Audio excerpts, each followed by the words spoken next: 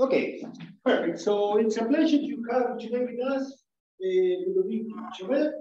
Ludovic is PhD in Lyon, working with postdoc in spinaces. So at least he had two big papers there, and I've been following him since then. I know his name from these papers, one in the Castellane transition, the second one in monopole, well, dynamics in spinaces, linked to monopole dynamics. From then, I think you moved to, well, you've been in Dresden, you've been in Oxford, you've been in Okinawa for many years, Ludovic, and finally you settled in Bordeaux, back in France. Yes.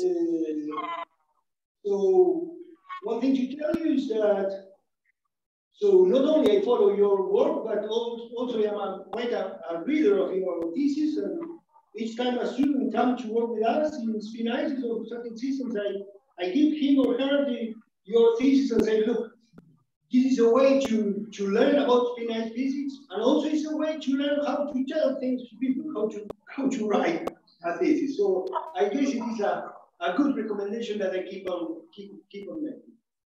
So thanks a lot to be here to tell us something about your work, and we listen to you about reentrance into systems. Okay. Perfect. Well, thank you very much for the invitation to give this seminar, and thank you very much for your very kind introduction. I'm really happy to give this seminar here in La Plata. I mean, I've been interacting with many people in your group and working with many people in your group. So it's really a pleasure to be there online for now, and I very much hope to see you in person, visit you in person soon next year. But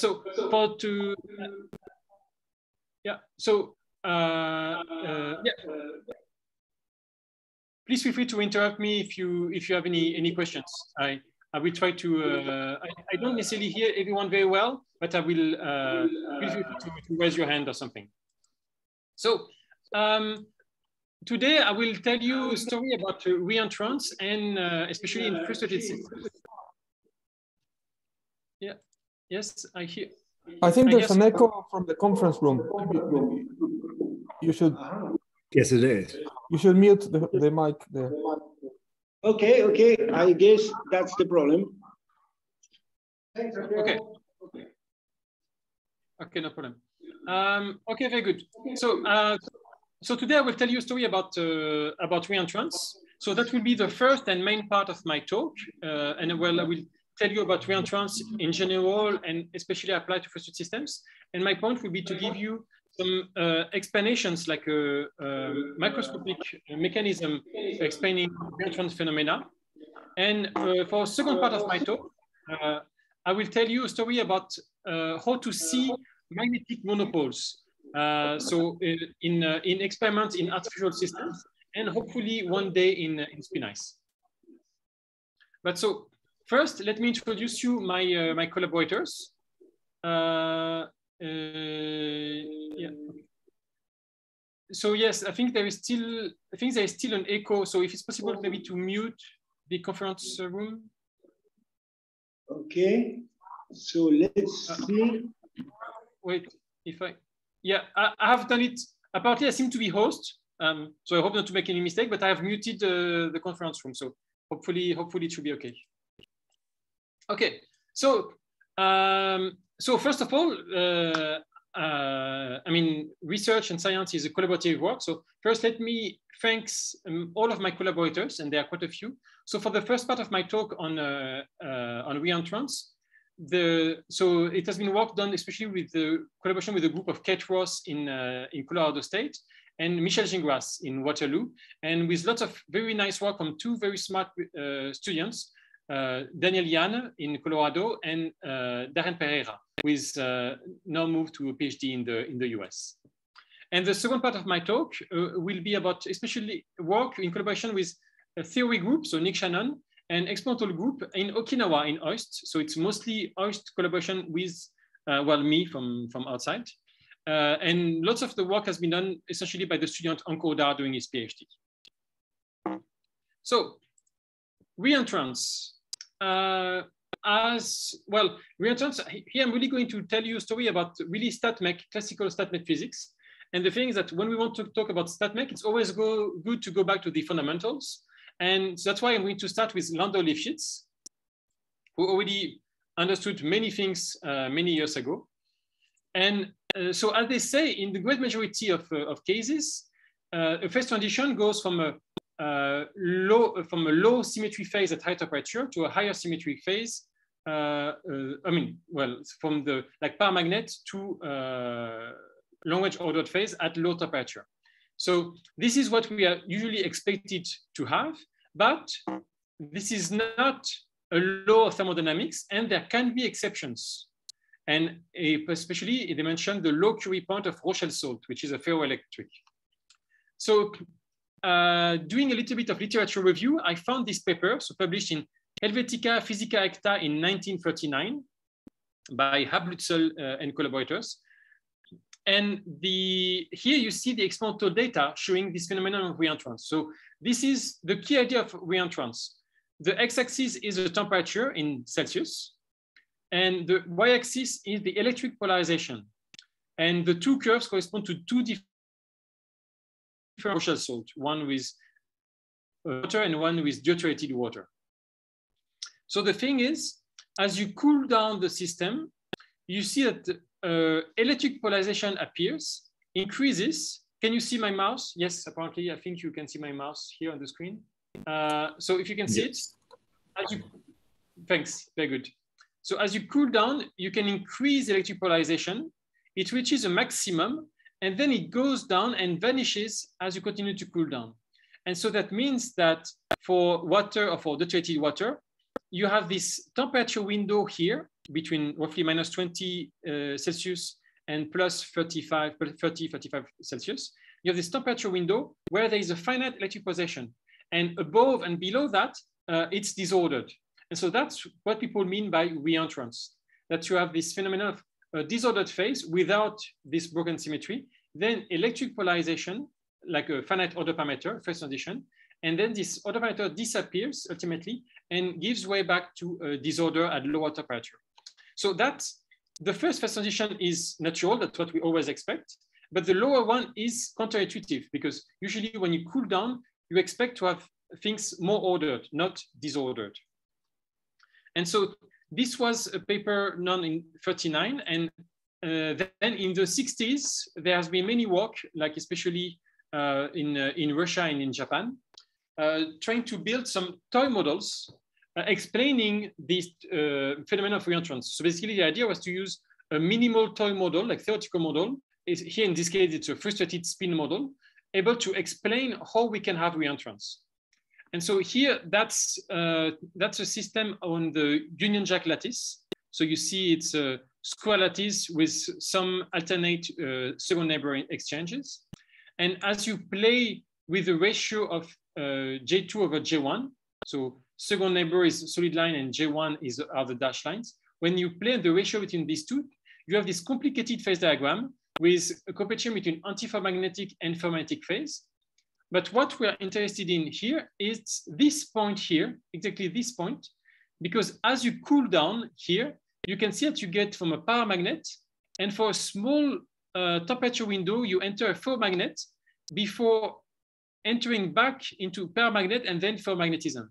And so that's the idea here, that you have a reentrance phenomena where for a given parameter, as you cool down, you go from disordered to ordered to disorder again, and here with a different kind of order at low temperature. So this idea was explained in the 80s, and so for example in this paper and in this book, by the fact that this point here, this at zero temperature, this point is the competition between two different phases, and this point actually has an extensive degeneracy. It's only partially ordered, and that this extensive degeneracy at this point that creates this reentrance phenomena at finite temperature. So then these toy model and frustrated systems have evolved, and there have been other instances of reentrances. For example, in this paper on modulated phases in ultra-thin ferromagnetic films, you can see here that this bubble phase, the red curve, the bubble phase, at fixed field, as you decrease temperature, you go from a uniform phase, disordered one, to a bubble phase, to again a uniform phase at lower temperature. And here, the reason for that is because as you cool down, you lose some of the degrees of freedoms on the domain walls. The domain walls become more rigid, and you lose these degrees of freedom. And that's why they stabilize the order, and that's why this TC goes down in magnetic field here. And so that's why you have this reentrance here in this case. And then here so far, I've been talking about reentrance in as a function of temperature, but you can also have reentrance as a function of magnetic field. So when you switch the side, the X and Y axis of the phase diagram, and here you can see that at a fixed temperature, you increase the magnetic field and you go from a paramagnetic, in this case for this paper, Schmidt and Thalmeyer, you can see that at low field, you are in a paramagnetic phase. Then you increase and you enter a long range ordered phase. And then at higher field, you go again in the paramagnetic phase. And so here, the reason for that comes from quantum fluctuations. So essentially what happens is that classically you would like to have, you don't necessarily have reentrance, but the quantum fluctuations at low field, you have quantum melting, and the quantum melting destroys the long range order. And that's why the transition temperature goes down here. So you go to a finite value, to a larger value of transition temperature at finite field. But as you go down in magnetic field, you have stronger quantum melting, stronger quantum fluctuations, which explain why the transition temperature goes down here. So these are different examples. So the key idea here is that reentrance is a counterintuitive phenomena where you have essentially at low temperature, or here at low field, you have a disordered phase. So you have an ordered phase which is surrounded by disordered phase as you switch, as you move some external parameter, magnetic field or temperatures. This has been known for almost 100 years. There have been different instances of this reentrance, either here with domain walls or here with quantum fluctuations. But the thing is, as you, in frustrated systems, this reentrance phenomena has appeared in many, many cases. So here, this is the same HT phase diagram. So magnetic field along the y-axis and temperature along the x-axis for different systems. So this has been done in simulations on the triangular lattice or on the Kagome lattice. And this has been measured in experiments on intermediate or in θF magnets.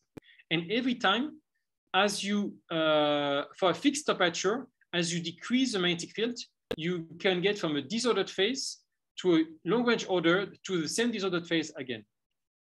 And so here the idea is, one, reentrance is counterintuitive. Two, it is observed in many different systems, including many frustrated systems. And the thing is that all of these systems, all of these papers, for example, they have noticed, they have measured this reentrance phenomena, so they have observed it in simulations and experiments. But quite often, the mechanism underlying reentrance is not really explained. So it's more like a general phenomena. It is observed in many systems, but we don't really know where it's coming from. And so the goal of this seminar is to explain, illustrated with erbium stannate, to explain where this reentrance phenomena comes from. And the idea is that we use here frustrated system because they are well understood, well parameterized system, and we can well compare experiment to simulations and to theory. But the idea is that the mechanism we're going to unveil and to explain can be adapted to a broad range of other systems. So as I said, please feel free to interrupt me if I'm not being clear or if this is going too fast, or on the opposite, if it's really easy for everyone. So here in this talk, in this seminar, I'm going to tell you about rare earth pyrochlore oxides. So this is a chemical formula, so R2M2O7, where the rare earth magnetic ions are usually taken from this line here. So quite a lot from erbium. So here in this case, I'm going to talk about erbium-1. The non-magnetic ion is taken from these red values here. And in this case, it will be stannate, Stan here, SN. And then you have some oxygens. So the rare earth magnetic ions, the one having a magnetic spins, they lie on this blue pyrochlore lattice. Pyrochlore lattice is made of corner sharing tetrahedra like this. So you see it's a three-dimensional lattice. It's a complicated one, but essentially you can understand it as tetrahedra which are connected to each other by the corners. So and there are 4 different sublattices. The non-magnetic ions, they also form a corner pyrochlore lattice, but they are not magnetic, so we're not really going to consider them here. And then the oxygen ions, they form a cage around the magnetic ones. So here the blue one is an erbium magnetic spin, and the yellow gold dots are the oxygens. And you can see here that what you have is an easy axis and an easy plane which appears. And so you have a single ion anisotropy because you have a strong spin-orbit coupling. Like all rare earth ions here, they have a strong spin-orbit coupling. What it means is that they have a large magnetic moment. That's all. I mean, it means many different things, but what matters here is that the magnetic moment of erbium is L plus S, where L is the orbital magnetic moment and S is a spin magnetic moment. And you have the good quantum number is J equal L plus S. And so you have a large single ion degeneracy. And this single ion degeneracy is lifted by the crystal field. And the crystal field comes from the oxygen ions which are around it. So the key idea here is that you have a three-dimensional magnetic lattice with spins which can be either Ising-like or XY-like, which many of the people. And here in the case of erbium, they are XY-like. So the spins can be like almost XY spins in the plane here. And in the case of erbium, they are well described by effective spin S equal 1/2. Okay, so we have spin S equal 1/2 on the pyrochlore lattice. And we can parameterize this Hamiltonian with nearest neighbor exchange, because all of these rare earth ions, they are 4F ions. And so the nearest neighbor exchange is noticeable. It's typically of the order of the Kelvin. But then second exchange are actually very, very small.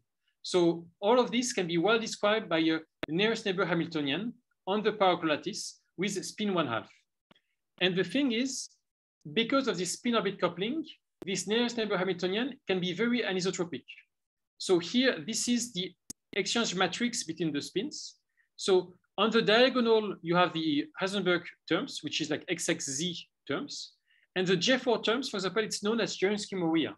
So if you have heard about these anisotropic Jarinski-Moria terms, that's the J4 terms here. And the J3 terms, they are like a pseudo dipolar exchange. But so the idea here is that if you can model erbium stannate. So erbium stannate, that's a compound we're going to study. And people have done experiments on erbium stannate. And you can model erbium stannate compound with this Hamiltonian, which is nearest neighbor Hamiltonian on the pyrochlore lattice, with these couplings here. So the specific value are not very important. They have been parameterized by neutron scattering and so on. So they are well known. And all you need to know is that at low temperature, this system orders into an antiferromagnetic Palmer-Choker ground state, which are these 6 states here.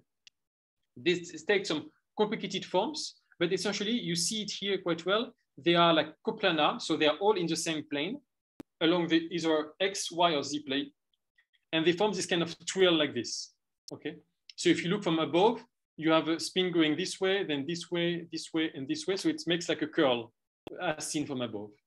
And so this is the long-range antiferromagnetic order that you can see in erbium stannate. So this is what is known for this compound. And this is where we're going to start from to try to explain experiments of this material in a magnetic field. So now is what we have done in this paper with this with people published last year. So the first thing is we have asked chemists, so very good, very smart chemists, to grow a single crystal of erbium stannate. And that's very, very difficult because actually erbium stannate usually becomes as a powder. It's very difficult to grow it as a single crystal. And so this was really a chemical challenge to really grow this nice single crystal of 0.5 millimeter. I mean, you can see 0.5, that's very tiny, very small, but still it exists. It's a single crystal. And then we can do experiments on that. And so that's what Danielle Janne has done experiment. She has measured specific heat. And this curve here shows the specific heat of erbium stannate at zero field.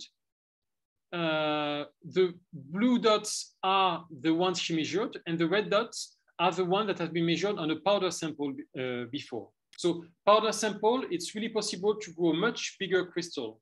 So powder sample experiments are much easier to do.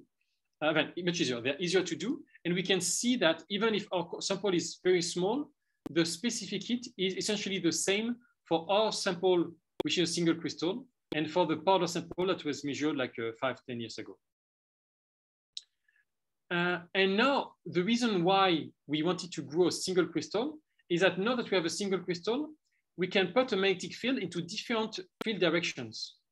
Because a powder sample, the thing is that it's like you have a little bit of the lattice, which is this way, then a little bit of the lattice this way, and this way, and this way. So powder sample, you have really a powder average, and the X, Y, and Z axis are really shuffled and all around the crystal. So you don't have a single cubic axis, a single X, Y, or Z axis.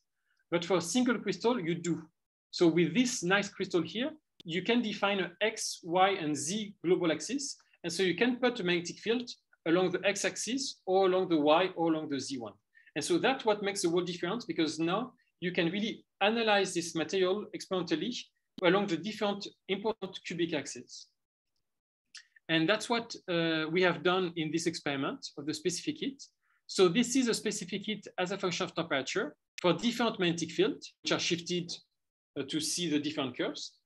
And you can see that this peak here that you can see here, okay? So this peak here stays roughly constant, and then it starts to shift to higher temperatures. And then it goes down at higher field. And in particular, this peak, which is well defined here, becomes more broad. So we still have a maximum, a clear maximum, so a clear phase transition, but it becomes broader at a given magnetic field. And so we have done that for different field directions. So 100, 110, and 111. And these are the experimental data. And so you see that for a given temperature, you see that you have a disordered paramagnet, then you have some form of long range order, and the disordered paramagnet that appears again. And this is the case for all three directions. Here you have even two reentrance phenomena, and here you have a first one, and then a second one that starts here.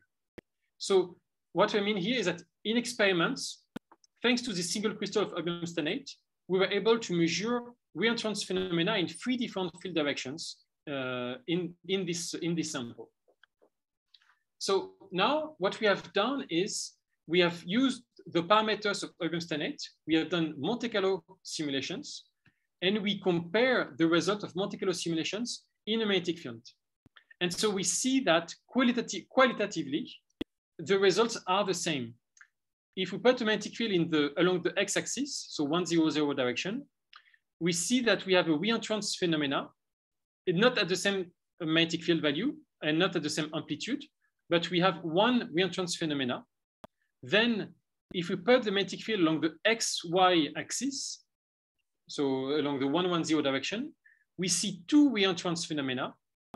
And if we do it along the 111 axis, we see a first big one, and then we see the beginning, we see a second one, which here has been seen at the beginning of a second one in experiments also. So the specific values are different. In particular, the reentrance phenomena is stronger, is larger in experiments than in simulations, in classical simulations. But we see that our classical model, which was parameterized independently with neutron scattering to describe erbium stannate, our classical model can qualitatively reproduce the experiments, and in particular, the number of reentrance phenomena depending on the different field orientations, which means that classical simulation and the classical model can a priori explain why we have this reentrance phenomena. And so now our point will be to try to understand this mechanism.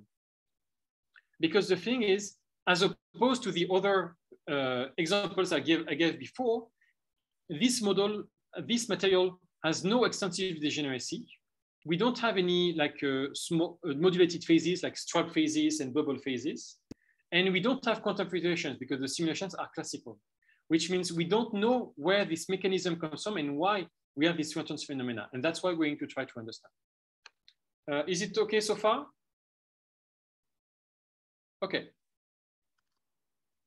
So first, we're going to try with the simplest case, which is a magnetic field along the 1, 0, 0 direction. So this is the red curve is the experimental curve, and the black dots are the theoretical ones. And as a matter of fact, here you see that in experiments, the open circles correspond to the sharp peaks I was showing you before. So here you see these open squares here, they correspond to the sharp peak we see here. But when we reach 0.6, 0.7, this sharp peak becomes a broad bump in the specific heat, a broad pink. So there seems to be a change of behavior between these two. And in simulations, we also see a change of behaviors, like at low temperature, there is a first order phase transition, and at high temperature, there is a continuous phase transition. And actually, this was explained in Landau-Leaf sheets that at low temperature, we need to have a first order phase transition in these cases. So, so we see that even at the more quantitative level, a simulation can reproduce a change of behavior of the transition in a magnetic field. First, sharp ones, like sharp first order, and then more smoother one, so smooth continuous phase transition as we increase the magnetic field. Okay, so here, now what I'm going to show you is, this is one tetrahedron with the 4 spins, and this is enough to understand what's going on here. So what I'm going to do now is that I'm going to increase the magnetic field. So you see these red dots here is going to increase along the magnetic field. And we're going to see how the spin configurations evolve when we increase the magnetic field. So this one here, that's one of the ground state at 0 magnetic field. And now let's see what happens when we increase the magnetic field. We see that the spins tilt out of their planes because they want to align along the magnetic field. And then we will reach this transition point. There is a change of behavior and they have stopped realigning, and then they all go smoothly more and more towards the magnetic field.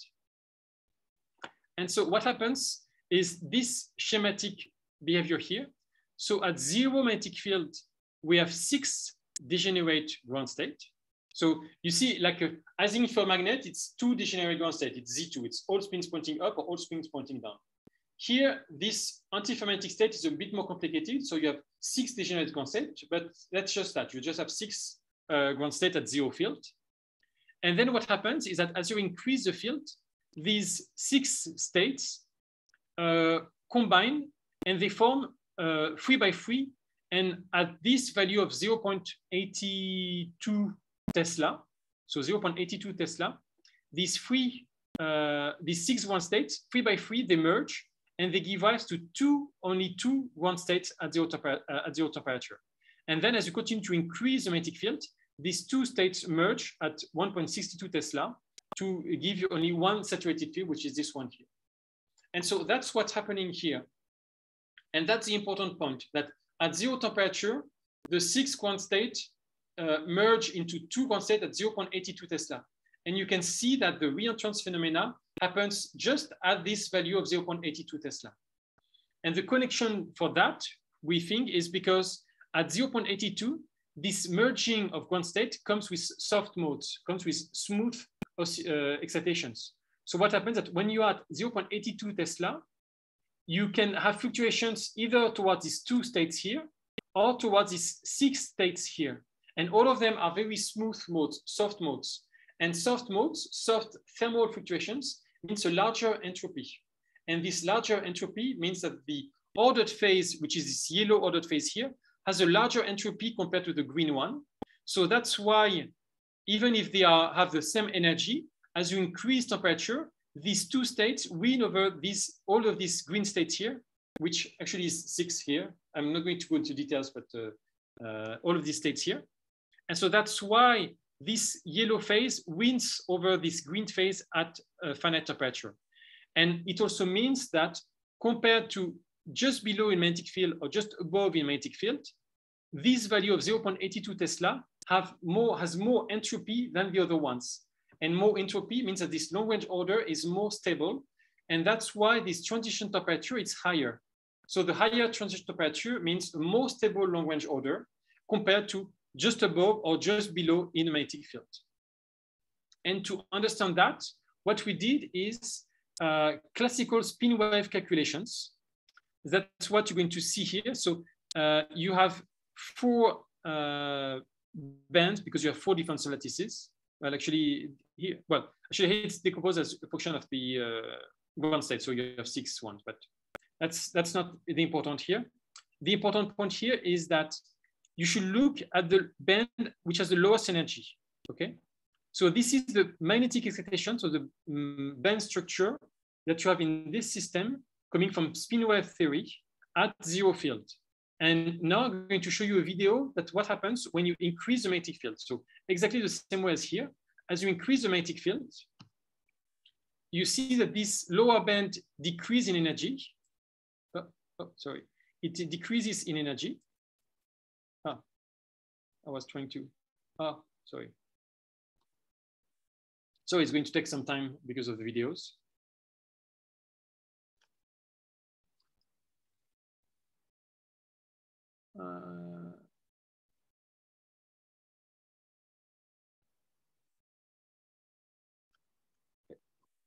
So this is the magnetic excitation band structure from spin wave theory. And you see that the lowest one decreases in energy. And at some value of close to 0.82, it touches it and then goes up again of band. Then at 1.62, the other one was touching. So this, what I mean that this band touching means that you have an energy gap that closes at this transition here. This closing of energy gaps is the signature of this merging here. So what it means is that here you have ground states. These ground states have in band have a finite energy gap for the excitations. But at 0.82 Tesla, they all merge together and they become gapless. And these gapless excitations explain why this long-range order is more stable. Gapless excitations means more soft modes, more thermal fluctuations around this ordered phase, mean that this ordered phase is entropically more favored, and it explains why we have a transition temperature at a higher value.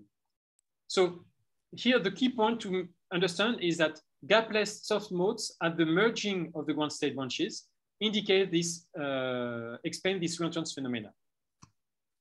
So that's what happens for for the 100. Now for the 110, what happens is that we have 2 different mechanisms. So I'm going to show you the same thing, the evolution of the spin configurations, and be careful what happens now. Up, you see all of the spins shuffled around. And this, so sorry, Diego, you have a question?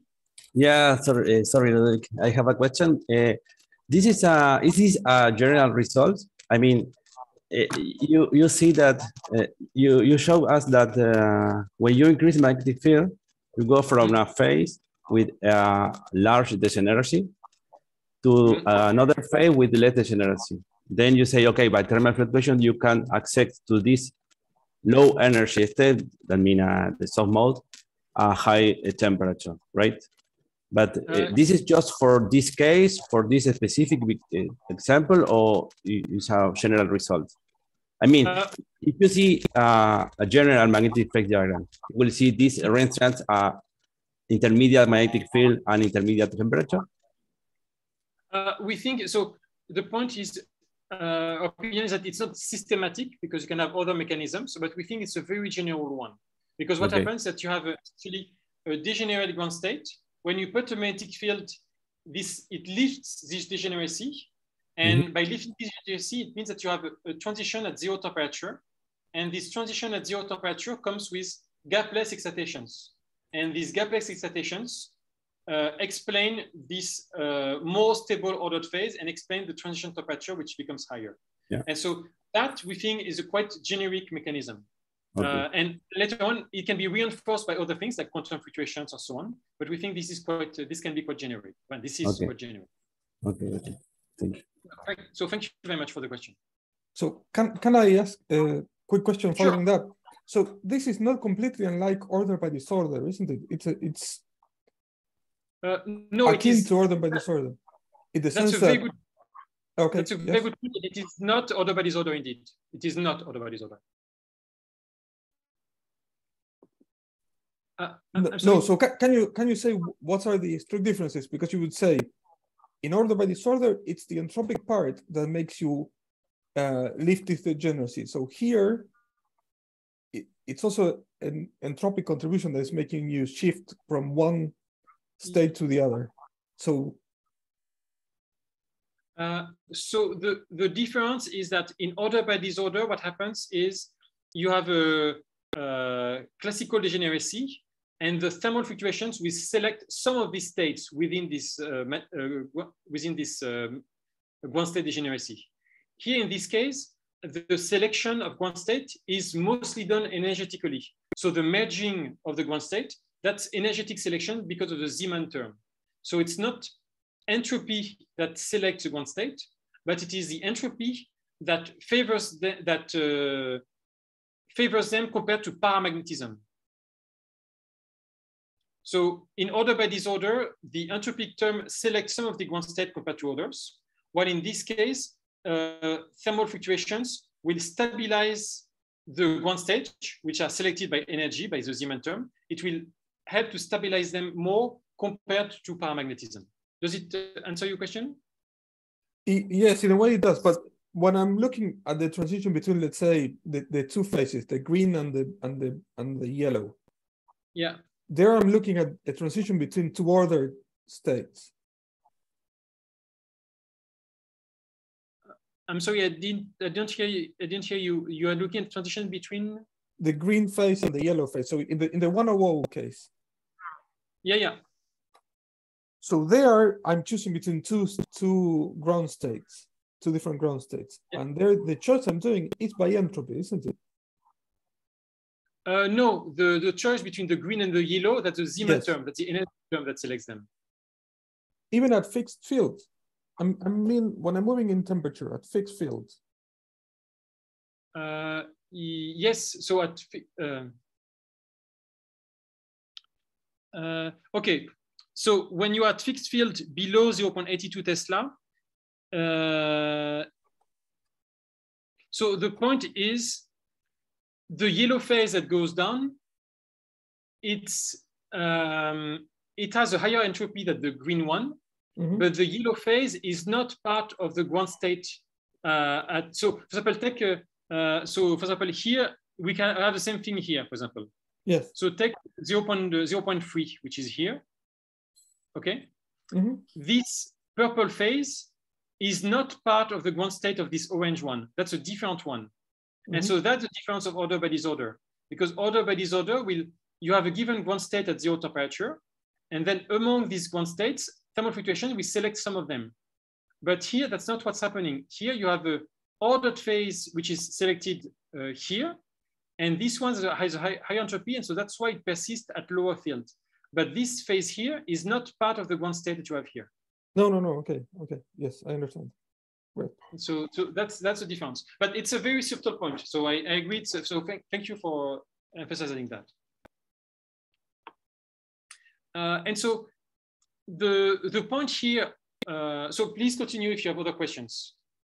But so the point here I want to say is this first reentrance phenomena we have here, that's very similar to the one we had before, but with one difference, which is that here you see these 6 ground states, which are degenerate, or quasi-degenerate in this case, and 2 of them merge at 0.42 Tesla. So that's this one here.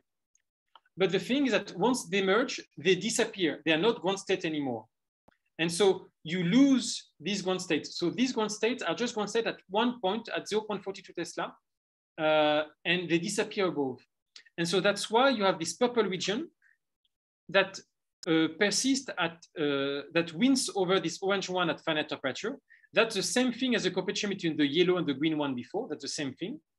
But then above 0.42, it's a new set of ground states which wins. And so that's why this yellow phase is different from this purple one here. So the mechanism is very similar to the one before, but with the caveat that the ordered phase, which is favored by the gapless soft modes here. And so you can see here, that's the same videos before, at 0.42 Tesla that you can indicate here, at 0.42, you see the lowest band was touching, becoming gapless, and disappeared immediately. And so that's why this purple phase exists. That's why it wins over the yellow-orange one, but it doesn't persist above 0.42 because it's not part of the ground state anymore. And above that, you have this yellow phase coming from these two branches of ground state, which again merge at 0.57, which is here. And that's where you enter into the polarized phase, paramagnetic polarized phase. So here you have two reentrance phenomena. The first one is very similar to the one before, just that you have a phase transition at 0 temperature. This phase transition is accompanied by gapless soft modes, and these gapless soft modes give rise to this bump here. But then above 0.422 Tesla, you have a complete change of ground states, okay, which is this yellow phase here coming from these branches. And this change of ground state, so you can see here, if you look at the bands, at 0.42, the lowest band disappears, and then a new band appears, has a local minima in energy, and then goes up again. And it's this local minima in energy which we think explain this second reentrance phenomenon here. So this second reentrance phenomena, it's not linked to a phase transition at 0 temperature, but it is distribution of the spin wave theory and structure. And like the lowest band, which goes down, which reaches the lowest minima, it still remains gapped, but it's lowest minima. And this lowest minima then is reached for a given field window before increasing again and disappearing and explaining the disappearance of the reentrance. So this reentrance here, so this non-monotonic behavior comes from the non-monotonic behavior of the lowest energy band, and so it can again be explained by soft modes. So in this case, it's not gapless soft modes, it's a gapped soft mode, but it's still a soft mode that explains that why the region in these field values is more stable than below and above the magnetic field. And as a matter of fact, this phase diagram is very similar to what has been observed in simulations on the Kagome lattice. So in the Kagome lattice also, you have this phase, which is a magnetic plateau with extensive degeneracy that appears. And it is also attached to a reentrance phenomenon. So this reentrance phenomenon here is very similar to this one observed in this paper. And so now for the last point, along the 111 field, it's similar to the two phenomena we had before. I'm not going to go into details, but we have in addition a competition between two different kinds of antiferromagnetic phase. So Palmer choker and gamma 5. It's not very important. The key point is that the gamma 5 states have also a crossing point here, and this crossing point is attached to some also to some enhancement of fluctuations. And this crossing point more or less corresponds to this reentrance phenomenon here. So without going into details, the same thing happens. You have the lowest band in excitations that goes down, which is the local minimum. It remains gapped, but then it goes up. And then another band goes down, which then closes and explains this second reentrance here. And so the two reentrance phenomena here are similar to the one we had before. So at low field, you have a soft mode that remains gapped, but becomes very soft and flat. And then as you increase the field, one of the soft modes become gapless, and that explains this second reentrance. So if I summarize the physics here, we have experimental data, which are the green curves, which qualitatively match with the simulations of classical systems. So that means that we can a priori understand this reentrance with classical simulation systems. And we have two types of behavior that appears, which are both linked to soft modes. One is that you have a 0 temperature phase transition that with the merging of ground states, and this merging of ground state comes with gapless soft modes, and these gapless soft modes comes with reentrance phenomena at finite temperature. And then the other kinds are this one. So these ones are the one I explained before. And these ones I'm talking about now are not linked to a zero temperature phase conditions, but they are linked to a non-monotonic behavior of the lowest band in excitations. And this non-monotonic behavior also explains why you will have a higher thermal fluctuations and a higher entropy for a given field value. And that also qualitatively explains the reason for this reentrance here. So that, and to come back to the comment of Diego, we expect this physics to be very generic, which means that in systems, especially frustrated systems, if you see a reentrance at a finite field, it's a good idea to look at what happens at zero field, because there is a good chance, so not always, you see it's not always the case, but there is a good chance that this reentrance phenomenon is linked to a zero temperature phase transitions. And the thing is that low temperature data sometimes are not accessible in experiments, but here this reentrance is kind of a smoking gun of what happens at low temperature. And to conclude, all of this is a classical picture, but in experiments, of course, spins are also quantum, so you have also quantum fluctuations. And we think that's why the reentrance phenomenon in the experiments are stronger than in the simulations. Because you see here, the transition temperature goes from 100 millikelvin to almost 300 millikelvin. So that's a large evolution of TC, of transition temperature. And we think that's because, as was explained before, it was Schmidt and Thalmeyer that I explained at the beginning of the introductions. At low field, you quantum melting. And so the antiferromagnetic order might be melted by quantum fluctuations, which will explain why the transition temperature is pushed down at low field. And so we think that this reentrance phenomena we see in erbium stannate is probably a combination of both classical, so soft mode fluctuations coming from zero temperature competition and quantum fluctuations that melt long-range order at low field. So this is, and actually I wanted to tell you about the monopoles, but actually it's already 45 minutes of my of the seminar. So I just want, how is it usually, is it okay if I continue for 5-10 minutes, or is it best to stop there and to have questions?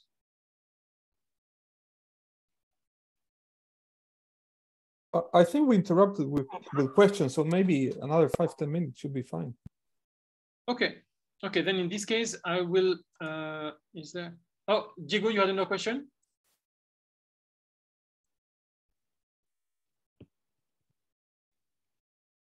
Yeah. Diego? No problem, go ahead, Ludovic. Okay. I will ask you at the last. Okay. Okay. In this case, I will just move directly to the key idea. So the key idea here is that we have magnetic monopoles in spin ice. So there are many people experts in this question in your lab, in La Plata. So spin ice materials, topological excitations from spin ice one state take the form of magnetic monopoles. So there have been many signatures of magnetic monopoles in experiments, like in bulk measurements, also in neutron scattering, but we've never been able to see the monopoles. And so the idea is that what to do if we want to try to see the monopoles, and a good possibility idea would be to use electron microscopy, and actually transmission electron microscopy with interference phenomenon. So the idea is take an electron beam, like electron gun like this. These experiments have been done by these people here in this group in Okinawa. And so take an electron gun here with a collimated electron beam. You separate this electron beam into two, like for any interference experiments in optics. In one case, you go through the sample. In the other case, that's your reference beam. Then you combine them again, and you use a kind of electron biprism to look at the interference pattern. And so this interference pattern will tell you something about the structure of this sample. And the thing is, because you have an electron beam, this electron beam will be able to see the vector potential. So that's the Harnoff-Bohm effect that tells you that the vector potential is actually a physical quantity, because as your electron goes through there, if you have a magnetic monopole, this magnetic monopole will create a vector potential A, and an electron going through the sample in the vicinity of monopole will see the evolution of this vector potential A. So you can calculate the phase shift of the electrons. So essentially how much the electron is slowed down or accelerated by the proximity of this magnetic charge. So really magnetic charge in the sense of in H field. And by doing this, from the vector potential, you can calculate the phase. And from that, you can go up and calculate the magnetic charge of the monopole. So the idea is really to throw a beam of electrons on the sample. And if you indeed have magnetic monopoles in spin ice, the magnetic monopoles should slow down or accelerate these electrons and create an interference pattern. And from this interference pattern, from the phase difference, which is phi, you should be able to go back and measure the magnetic charge of the monopole in the sample originally. So this has been done like 8 years ago for like a tip of nickel, of a magnetic sample. So because if you look at the tip of this, it looks almost like a monopole. And if you do transmission electron microscopy holography around that, you can measure the phase shift. So this is the phase shift in y-axis, and the x and y, that's just the spatial coordinates around this. So the white region corresponds to the tip, to this magnetic tip, so this nickel magnetic tip. And you see that you go from negative phase to positive phase as you turn around. And this turning around, that's really the phase shift due to the effective magnetic monopole you have at the end of this tip here. So this has been measured experimentally here and simulated here in this case. And when you calculate the integrated value of the phase around, you have a very nice comparison. You can match the two between the experiments and the simulations. And you can calculate the effective magnetic charge of the tip of this needle here. So this has been done 8 years ago in this paper. And so we done the experiment to benchmark our results. But the thing is that as you increase the radius of integration, if you integrate more and more of the phase, you will integrate a broader and broader tip, and the charge will increase because it's not the exact charge that you have here. It's just the end of a magnetic needle. And so the charge is just a function of the radius of integration here. And so that's why we moved to experiment to artificial spin ice. And so just to move quickly, we have done experiments that are the experimental data here that we have compared to theory, to simulations. And we see that as we increase the radius of integration here, so this radius of integration, it integrates all of the magnetic charge you have in the middle here.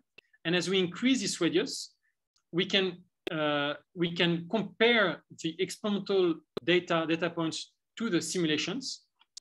And we see that these simulations, they reach a quasi-plateau here for very thin needles. So that's artificial spin ice. Artificial spin ice is like a nanolithography representation of spin ice in 2 dimensions. So that's an easy way to see monopoles at room temperature in experiments, or quasi-monopoles. And we can see here in these experiments and simulation of artificial spin ice that we, as a proof of concept, that we can match experiments of electron holography with simulations, and that we can measure the magnetic charge of the monopoles that we see in the vertices here. But just to show you the thing, here, this is a simulation of what will happen in spin ice.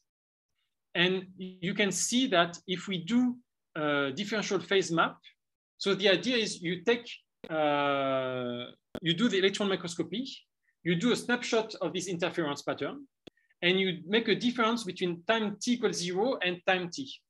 And so by doing this difference, you can see the monopoles moving around.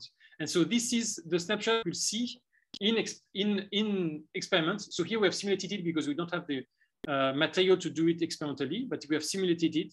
And you can see the plus and minus charge are the movement of monopoles as seen by electron holography in a thin film of spin ice. And so you can really see them moving. Even if you have some thermal noise, you can still see the monopoles as the end of these white lines.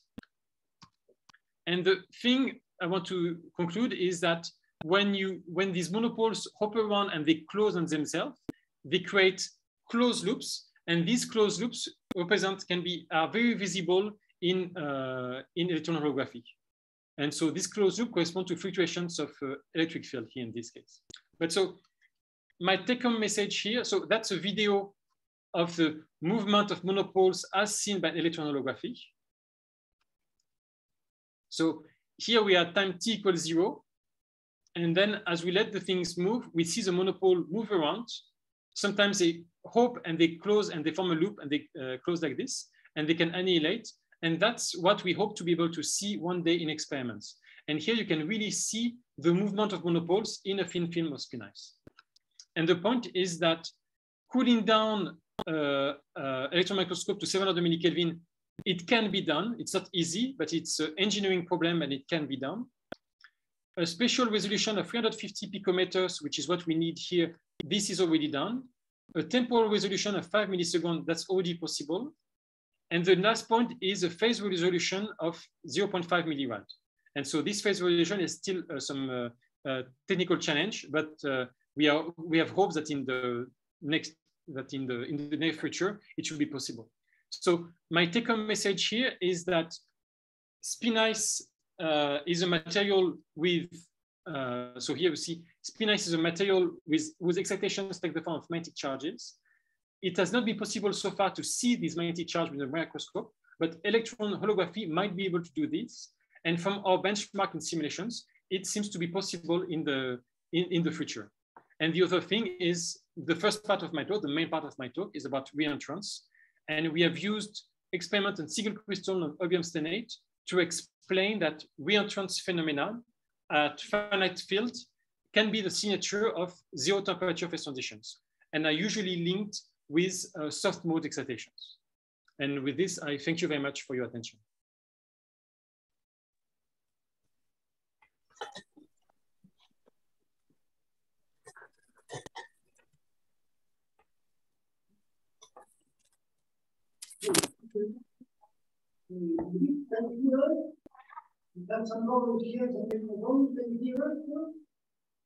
I don't hear you very well. I'm not sure who is talking, but I don't hear you very well.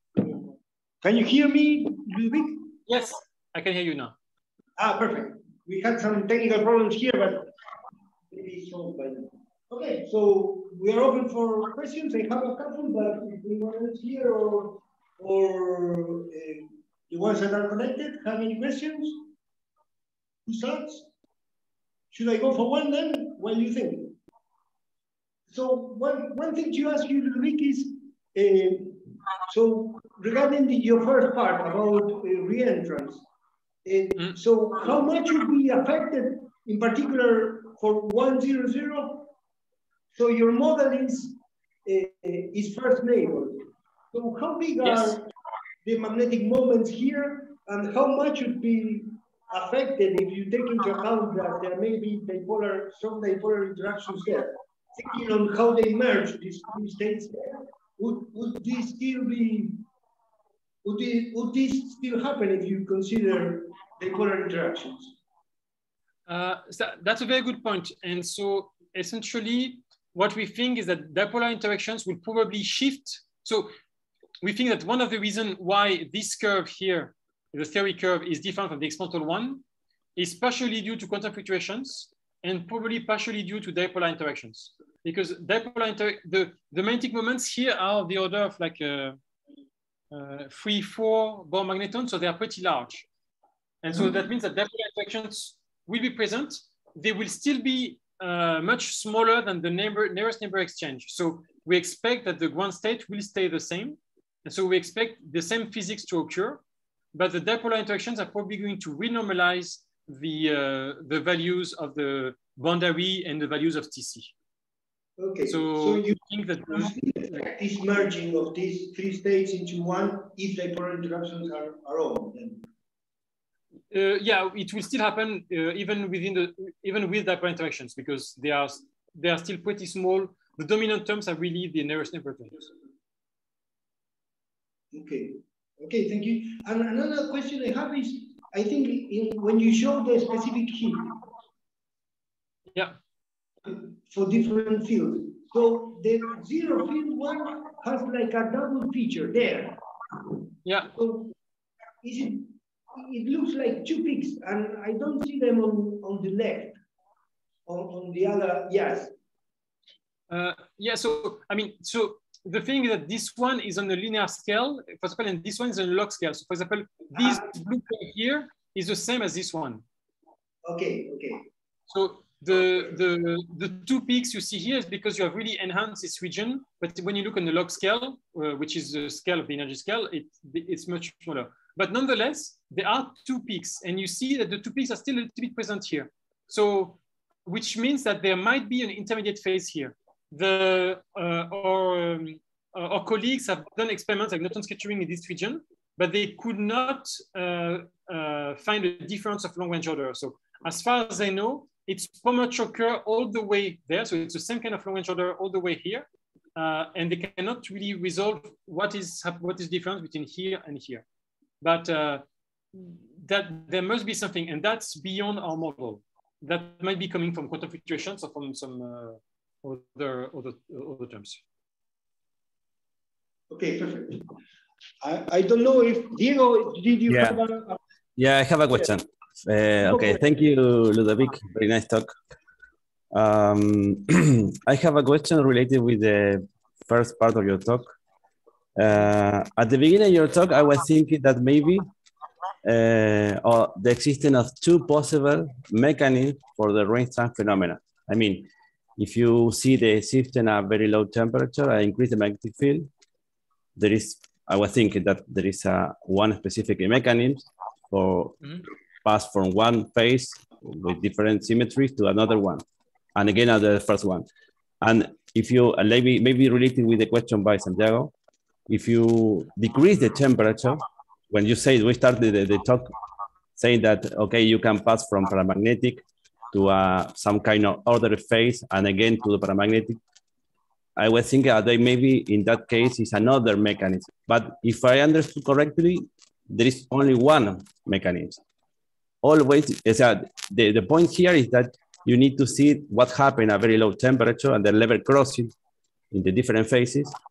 And then the responsible for the Reentrance phenomena is the entropic selection or entropic phenomena when you can access to different kind of low energy excitation, I mean the soft mode. Is that correct or not? I don't know. So that's correct. So indeed, in both cases, you need to look at what happens at zero temperature and the competition of one cell at zero temperature.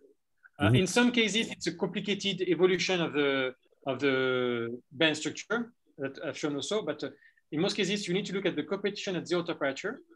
And for example, what happens, for example, let's say here. Yeah. Here you have a competition in two phases. And what happens is just that this phase does not fall along onto this one, but this one disappears. So that's why you have this paramagnetic phase that comes inside. But otherwise, you also have like a higher entropy coming here. And this higher entropy explains why this curve goes this way and explains this behavior here. In our case, it also explains why in the case of magnetic field, which is here. Magnetic field is the y-axis, no? So here I've indeed between the two, the y and x-axis are reversed. Okay. But here in this case, here it's the reentrance is a function of magnetic field, and so this competition here explains why this phase wins over this one. So that's a similar physics as before. But in addition, the thing is at high temperature we must have paramagnetism. And so these soft modes explain why this long range order is more stable at high temperature. So that's a subtle difference, but both of them are linked to a higher entropy at coming from phase competition at zero temperature. Okay, good, thank you. The other question, sorry. I know, maybe Diego, Santiago. I think Santiago has another one. Yeah, sorry. Right, and then you can go. I can wait, it's not a problem. You go then, any of you. Okay. You finished, and then I'll go. Okay, the only short question is related with, at the beginning of your talk, you say we work with a spin 1/2, but I think now at this point it's not important or not. You mean quantum spin 1/2? Yeah. Yeah, so here in this, so it will be important in the sense that we suspect that's why this transition temperature is pushed down to such low temperature. So we think that a good part of the reentrance come from this picture that we have shown, and the fact that this transition temperature is much lower than in simulations, we think that's because of quantum melting. Okay. Okay. But the thing is, in rare earth pyrochlores, because the magnetic moments are very large, classical simulations are usually very good to understand the physics. And so even if it's effective spin 1/2, it's just an effective quantum spin 1/2. And so the magnetic moment is still very large with a few Bohr magnetons. And so classical simulations are still works. Can be conceptually correct. Yeah. Yeah. Okay. Thank you. Okay.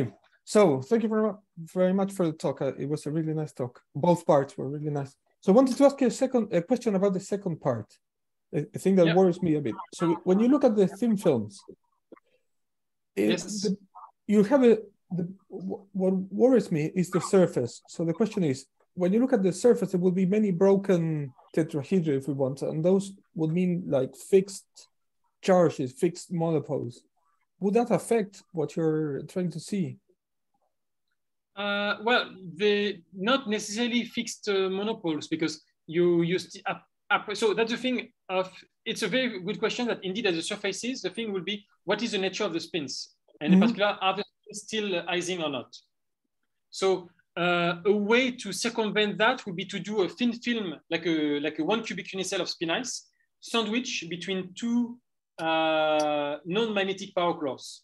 Because if you do that, then you will have the same oxygen environment, and so you will a priori have the same Ising nature of the spins. Okay, and so you can really have a 1 cubic unit cell of Ising spin ice physics. And then about the magnetic charge, you don't necessarily have magnetic monopoles on the surface, or at least they're not fixed, because since the spins of the surface can move, if you have a spin which is like this, like tail to head and tail to head, this point here, this one here, will have a 0 magnetic charge. It's if you have two spins like this or two spins like this, that you will have a magnetic charge at the surface. Okay, depends how it's broken, right? Because if you have 3, there will be no way of balancing them.